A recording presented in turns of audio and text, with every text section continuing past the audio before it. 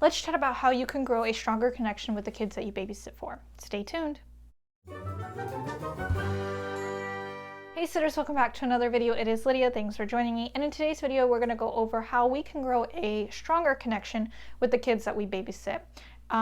I have talked in previous videos about how other ways you can grow a connection or grow your relationship with a kid that you babysit for. And there's many ways to do that, but some of the ways I went over were how to bring a babysitting bag with you that is geared towards what they like and what they like to do. Or meeting the family beforehand, before you even babysit for them, to try and make a connection before you even are alone with them.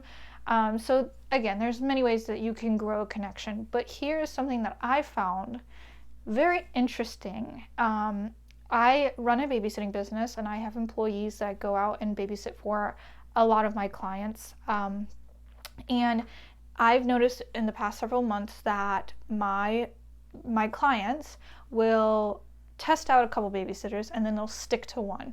And I know you're thinking, yeah, that's normal. Most people want a consistent babysitter. But I was trying to figure out why, because all these babysitters are equally qualified. Some have a little more experience than others, but at the end of the day, there's not much of a difference between each babysitter, except for their personality. So I realized that my clients are now booking based off of personality, which I thought was such a interesting concept, I guess you'd say, because I never knew that I did this until I reflected. And what I'm talking about is mirroring children's personalities. So everybody goes into interviews thinking that even if you're babysitting or interviewing to babysit for a family, or if you are interviewing in different industries, everybody assumes that being outgoing, bubbly, being an extrovert is going to get you the job and land you the job. In some cases that's true, right? Being in the retail business, and you have to go up to people and be open and making connections with people easily and being outgoing, in some instances, yes. But when babysitting with a family, that's not always true. And I have been interviewing with babysitters, potential babysitters, and I have noticed that everybody tries to be extrovert and outgoing and in your face and bubbly and talkative, when that's not always the case that I need.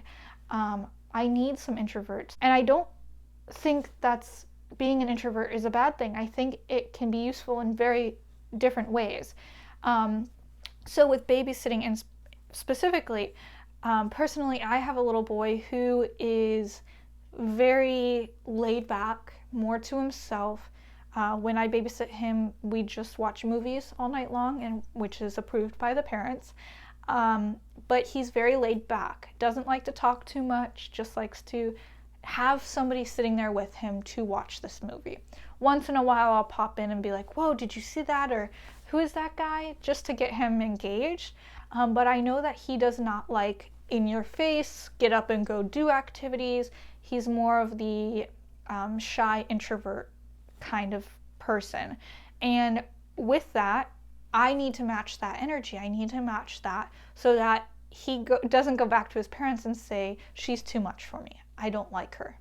And it's not that he doesn't like me or that I'm not doing things with him. It may be that I'm pushing him too hard to try and get him to do things that he really doesn't want to do. So then I have the opposite, where I have kids that I babysit that are very extrovert, that want to go play, want to go to the park and meet new friends, and they're into doing sports and swimming. And so matching their energy and making sure that if that's what they want, that I'm out there doing as much as I can with them to get involved and keep up with them, really. Now, if you're an introvert, it can be difficult to pull out that outgoingness that some of the kids need, or the engagement that some kids need. And then same with the extrovert. If you have a child who is more so introvert, trying to, I don't want to say, trying to bring down the energy level that you have to match the child's. And it's different for every child. So being fluid in your personality, in your energy, is going to be very helpful in keeping that connection and growing that relationship with the kids that you're babysitting for. It's also going to be very different from child to parent. So I have that same child who's very introvert, who just likes to say a couple words while watching a movie. His parents are very extrovert. So when I get there, we talk 20 minutes before they leave, and we talk about 30, 45 minutes when they come home about everything under the sun, and they're really outgoing, and they like to be at social events and everything. And then again, working with kids, multiple kids under one house. You have kids and siblings that all are different kinds of kids, different personalities, also different ages. We are working with 2-year-olds versus 9-year-olds, and the younger they are, the shyer they can be until they grow into their personality and figure out what they want. But not only are we talking about matching energies, we're talking about matching emotion. So when I talk about matching emotion, what I mean by that is being empathetic for children when necessary. So I have kids that have grown up in a tough love situation with their parents, where it is, if you fall and scrape your knee, get up, brush it off, you're fine, let's keep going. And then I have kids who've grown up in a family who really help them through their emotion when they get hurt. So they scrape their knee, and it takes them a little more time to get over it, and they need to sit and feel what they're feeling before they can just move on. So being empathetic and really knowing how to work with that is going to really step up your game in making a connection or grow a stronger relationship with the kids you work for. By all means, am I not saying don't be you. Do not change your personality. I'm just trying to say mirror the child's personality. Mirror what they have. And in the 2 hours, the 3 hours that you're there, you can do that and be flexible in how much you're giving to them. I'm a very extroverted person. I love to be involved and play games and get outside, and some of my kids don't need that and they don't want it.